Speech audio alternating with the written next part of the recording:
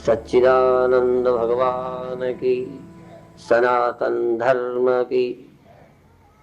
मैं चेतन अनुभव, जैसे हम किसी का अनुभव करते हैं कि ये दीवार है, ये व्यक्ति है, ये वस्तु है, ऐसे ही अपनी चैतन्यता का, चैतन्य वृत्ति जैसे चेतन कब आपको अनुभव हुआ, कब हो जाता है क्या, और उस समय जब आप चेतन होते हैं और किसी के दृष्टा नहीं होते, एक सेकंड, क्योंकि कहा है क्षणम ब्रह्माहम मस्मीति यह कुर्याद आत्म चिंतनम। आत्मा अने मैं, ऐसा एक क्षण भी जिसने अपने मैं को ब्रह्म जाना, तो अभी ब्रह्म न सही, जब आपने अपने को सिर्फ चेतन जाना। अनुभव करें कि मैं चेतन हूं, बोलने का नहीं है। वो चैतन्यता किसे कहते हैं, उस चैतन्यता का अनुभव करें। जैसे पूजा पाठ में कहेंगे जो रामेश्वर दर्शन करहीं, बिन प्रयास भव सागर तरहीं, ऐसे ही आप चैतन्य हैं और चैतन्य होने के अलावा किसी से कोई मतलब नहीं। जैसे अभी आप केवल चेतन नहीं, चेतन के साथ में कुछ और शामिल किए, कोई विषय, कोई दृश्य, कोई क्रिया को साथ लिए। सिर्फ आप चेतन हैं ऐसा ख्याल में नहीं आना, या उसको यूं कहेंगे वृत्ति हो पर वृत्ति का विषय ना हो। जिस वृत्ति के द्वारा किसी भी चीज का ग्रहण करते हो, चाहे मंत्र है, चाहे श्वास है, चाहे क्रिया है, चाहे दृश्य है, चाहे शब्द है, तो उस वृत्ति के द्वारा विषय का ग्रहण ना हो, केवल वृत्ति हो। जैसे आप सुनते हैं तो चेतन हो के पहले सुने, एकदम आपको वृत्ति पकड़ नहीं आएगी। तो जब आप सुने तब आप चैतन्य वृत्ति के बिना क्या सुन सकते हो? तो यदि चैतन्यता नहीं है तो सुन नहीं सकते। तो आप सुनने में लगे हैं, चैतन्य हूं इधर ध्यान नहीं है, तो सुनते समय आप चैतन्यता का ध्यान रखें। तो दो शब्दों के बीच में एक शब्द जब सुनेंगे, बीच में शब्द नहीं है, तो उस समय आपका समय चला जाता है बर्बाद सुनने की इच्छा में। शब्द भी नहीं है तो सुनने में रुचि है। सुनने में रुचि होने के कारण अपनी चैतन्यता को नहीं अनुभव करते, तो सुने और शब्द खो जाएगा, क्योंकि शब्द तो देर तक टिकेगा ही नहीं। ध्वनि तो हुई और गई, ध्वनि अपने आप खो जाएगी, ध्वनि आपको मिटाना नहीं पड़ेगा। तो ध्वनि आई तो चेतन हो तभी आपने सुनी, लेकिन फिर आगे सुनने की इच्छा होने के कारण वो समय आपका व्यर्थ चला जाए। इसलिए सुनने की इच्छा न रखो, सुनाई देने दो। सुनाई दिया तब चैतन्य हो। अब ध्वनि खो गई तब आप जड़ हो गए क्या? तब आप चेतन हो। अब बिना शब्द के चेतन पकड़ में आ गया। अभी आप शब्द के साथ चेतन होते हो, रूप के साथ चेतन होते हो, किसी क्रिया के साथ चेतन होते हो, किसी मंत्र के साथ चेतन होते हो। उस गैप में जैसे आप जाप करते हैं तो जाप के बीच में गैप तो होता है। जैसे अखंड रामायण कोई पढ़ता है, पाठ करता है, तो कहीं तो पूरी करके दोबारा उठाता है। तो अपने उस शब्द को सुना, शब्द खो गए। तो जब शब्द खो गया तब आप चेतन हो कि नहीं, इतना याद करो। तो बिना विषय का चेतन मिल गए, ऑब्जेक्ट रहित। उस समय अकेले हो आप, शब्द नहीं है अब आपके साथ, या आपकी चैतन्यता किसी उपाधि से युक्त नहीं। उस चैतन्यता का अनुभव कर लेना कि हाँ हूं। और ऐसा हो नहीं सकता कि शब्द के बीच में गैप ना हो। गैप तो होगा ही नहीं, दूसरा शब्द नहीं कहा जाएगा। जैसे यदि इन उंगलियों के बीच में गैप ना हो तो फिर कितनी उंगलियां हैं? गैप के कारण तो गिनती है। तो आप शब्द के बाद शब्द सुनते हो, इसका मतलब शब्द के बीच में गैप अब भी है, पर इतना कम है कि आपको ये ध्यान नहीं रहता कि चैतन्य शब्द के अधीन नहीं।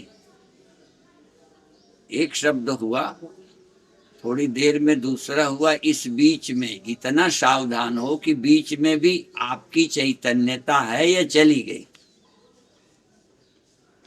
उस चैतन्यता का अनुभव करना।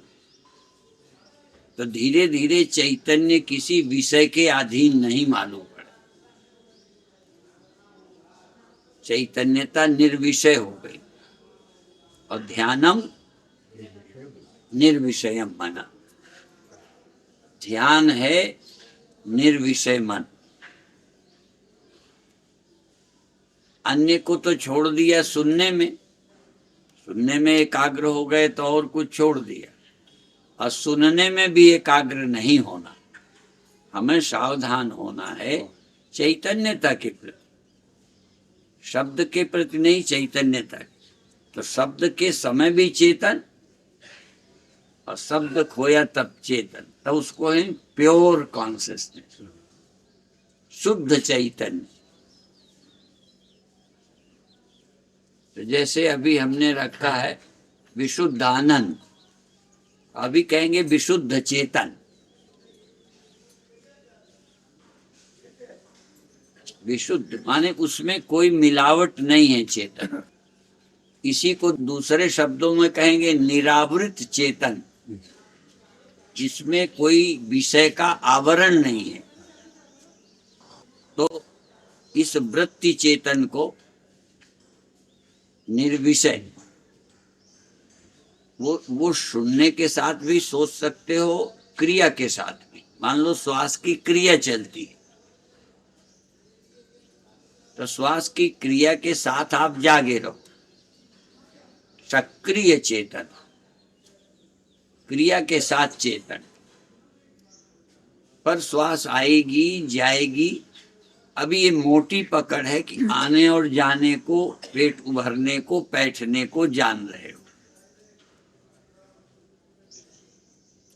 इससे भी टाइम छोटा हो सकता है, क्योंकि उभरने में कितना टाइम लगता है, फिर बैठने में टाइम लगता है। यदि टाइम को हम और छोटे टाइम में ढूंढें और उभरने और बैठने के बीच के गैप को देखें, तो चेतन कितने सेकंड नहीं रहा। आते समय या जाते समय या आने जाने के बीच के उस क्रिया के गैप में, तो कोई ऐसा सेकंड जब क्रिया के बीच में भी आप चेतन थे, तब निष्क्रिय, वहां कोई क्रिया नहीं थी पर आप चेतन थे। इस चैतन्यता को अनुभव करना और उसी को मैं मानना, किसी दृश्य को मैं नहीं मानना, चाहे वो फिर देह ही क्यों नहीं। पर अभी देह रहित चेतन होने का कोई ख्याल नहीं आता, इसलिए पहले कोई विषय के साथ चेतन होना, फिर देह के प्रति भी, देह को जानना और आप चेतन रहना। तो किस सेकंड में आपको चेतन तो थे पर देह न थे। देह था, क्रिया थी, कुछ था, शब्द था, नहीं था। इसीलिए ध्यान के लिए लोग कहते हैं ऐसी जगह बैठो जहां कोई आवाज ना हो। पर अभी हम कहेंगे कि ऐसी जगह बैठो जहां आवाज हो, लेकिन कोई सेकंड ढूंढो जब आवाज नहीं थी और आप चेतन थे। तो अपनी चैतन्यता प्योर, शुद्ध चैतन्य, जिसमें कोई सुनना नहीं है, देखना नहीं है, किसी चीज का जानना नहीं है, और का जानना नहीं है। जैसे और को जानते हो या जानने की इच्छा रखते हो। जैसे कई लोग कहते हैं कि या तो तुम खाते हो और या खाए हुए को हजम कर रहे हो, या खाए हुए को ही आपका पेट खा रहा है। जैसे ऊंट आदि को कहते हैं कई दिन का पानी पी लेता, तो उस समय वो उस पानी से उसका काम चलता है जो उसने भर लिया। तो इसी तरह से हम स्टोर कर लेते हैं कई चीजों का, तो समझ नहीं आता। ऐसे ही भोगियों के लिए कहते हैं कि या तो आप भोगते हो या भोगने की तैयारी में लगे रहे, या आप कमाया हुआ खा रहे हो या कमाई कर रहे हो, नौकरी कर रहे हो। तो हमेशा हम फ्री नहीं होते। तो ध्यान है कुछ देर के लिए मुक्त हो जा, वो चाहे सेकंड हो, कि ना हम कुछ चाह रहे हैं ना कुछ हम देख रहे हैं।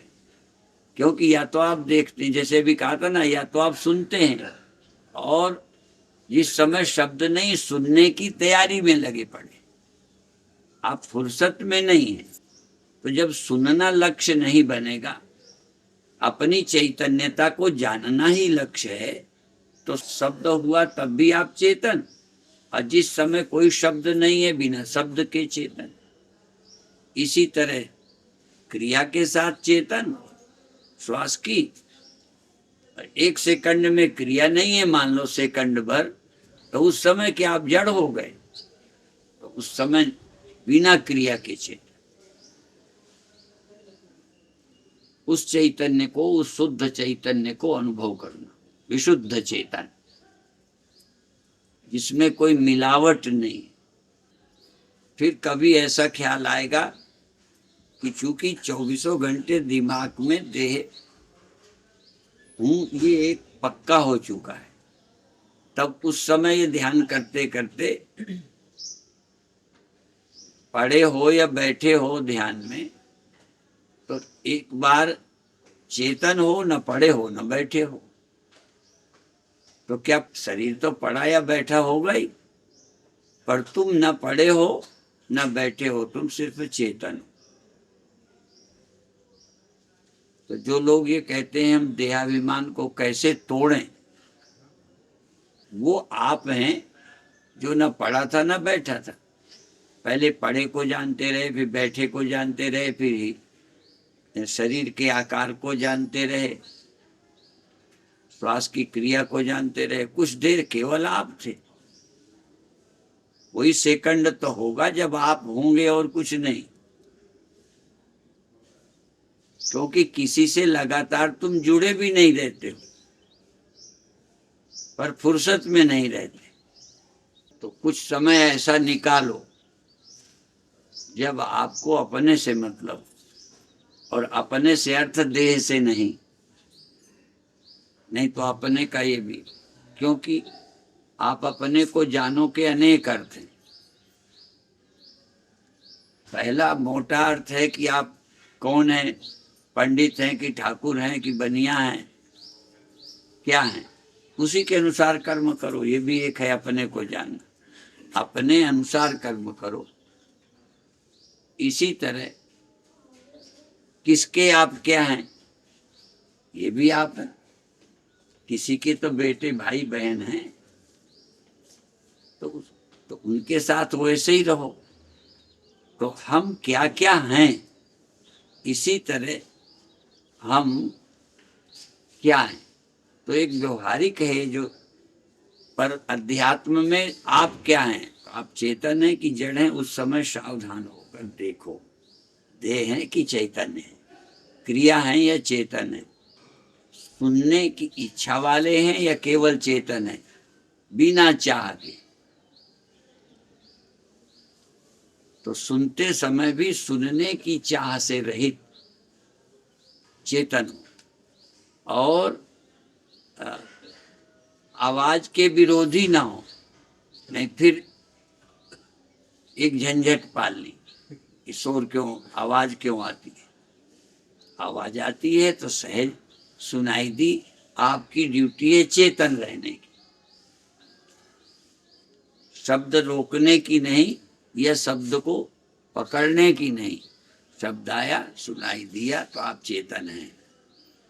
सुनाई देने में आप चेतन हैं कि ये कल्पना है। वैसे चाहे सोए हो, पर सुनाई देने का मतलब आप चेतन हैं। तो ये निश्चय आपके अंदर रहे कि सुनाई दिया तो मैं चेतन हूं, डाउटलेस, संशय रहित चेतन हूं। संशय रहित ज्ञान चाहिए ना, फिर अपने इतने ज्ञान पहले करो कि आपको चेतन होने में संशय है जब आवाज सुनाई दे रही,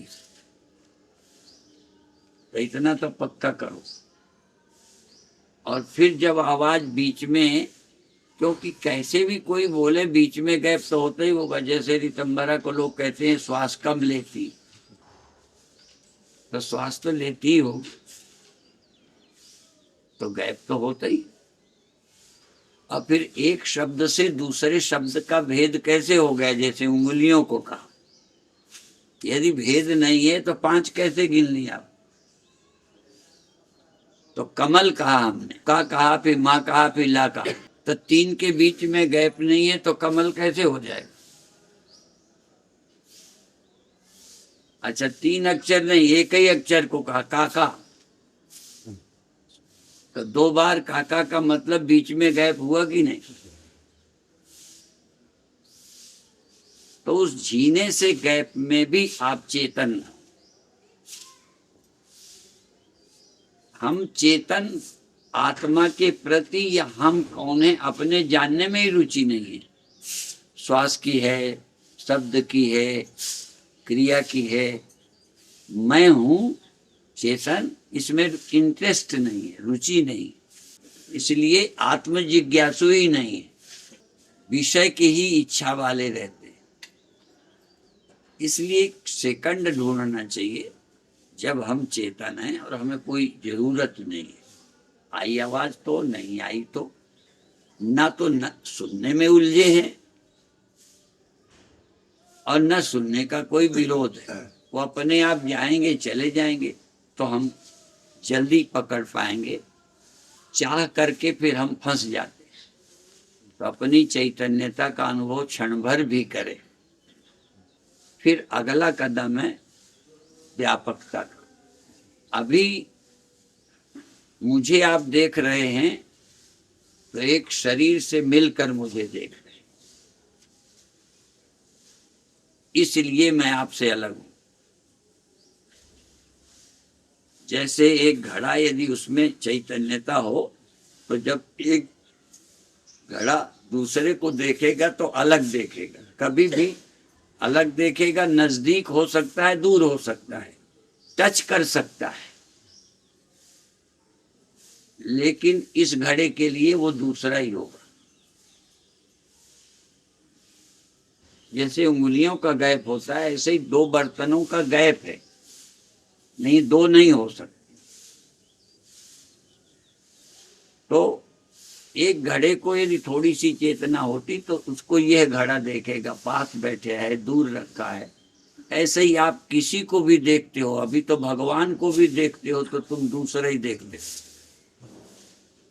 भगवान को भी कभी मैं रूप से देखा ही नहीं, देखा ही नहीं सकते बिना गुरु के, लाख कोशिश करो। तो किसी को भी देखा है आपने, अपने से और देखा है। तो सबको मैं देखना या सबको मैं में देखना, जो उपनिषद कहता है, ये कैसे देखो? और कब तुमने देखने की कोशिश की? कोई सेकंड ऐसा हुआ जब जगत को आपने अपने में देखा? तो एक मिट्टी घड़ा बन करके अपने से सब घड़ों को अलग देखा, मकान को भी, दीवार को भी, पेड़ को भी अलग देखा। यूं समझो, थोड़ा समझ में। अब उसको हम समझा रहे हैं कि तू सबको अपने में देख। तो क्या विधि है सबको अपने में देखने? सबसे पहले वो घड़ा ना देख के अपने को मिट्टी देखे, और मिट्टी मान करके देखे तो तुम अलग देख के दिखाओ। तुम मिट्टीपन को याद रख करके देखो और अपने से अलग देख लो कुछ, तो तुम अपने को ब्रह्म देखो, फिर अलग देख लो किसी को। मैं को चेतन देखना और चेतन को व्यापक ब्रह्म देखना, और फिर अलग देखो तुमसे अलग कौन है, तुमसे दूर कौन है, तुम्हारे अलावा कौन है। तो देखने की हमको विधि भी नहीं, रुचि भी नहीं। तो संशय विपर्य का नाश उपनिषद के अनुसार दृष्टि, उपनिषदों के अनुसार देखना है। अभी आप कोई उपनिषदों की दृष्टि है क्या, सोच है क्या आपके पास? उपनिषदों के अनुसार तो ध्यान में भी नहीं देखते हो, बैठ जाते हो मन को रोकने या कहीं लगाने। इसलिए बहुत जल्दी इस विषय को सोचे कि कहा क्या जा रहा है। कितने बार ये श्लोक पढ़ा है, अपने को सब में देखे, सबको अपने में देखे, और हम अपने से अलग सदा देखते हैं।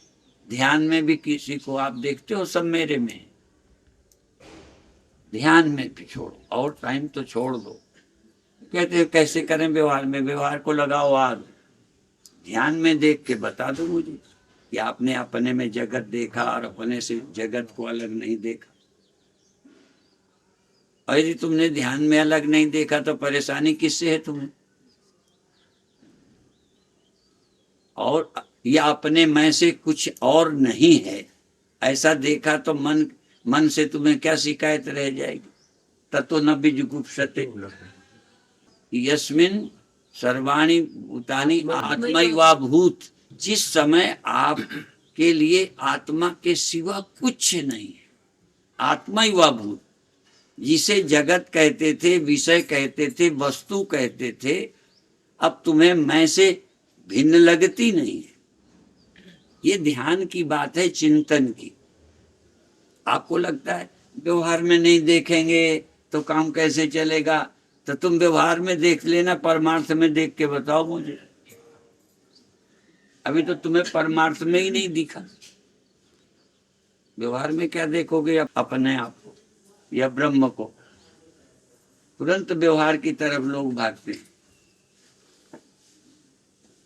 कि हम कैसे देखेंगे। तुम ध्यान में देखा है क्या कभी कि मेरे सिवा कुछ है ही नहीं? तो ध्यान भी उपनिषदों की दृष्टि जब आएगी तब बनेगा। बाकी तो ये बचकाना ध्यान है, उजेला देख लिया, कुंडलनी जगा लिया, फलाना कर लिया। बस अब इतना सुना के बाकी बात।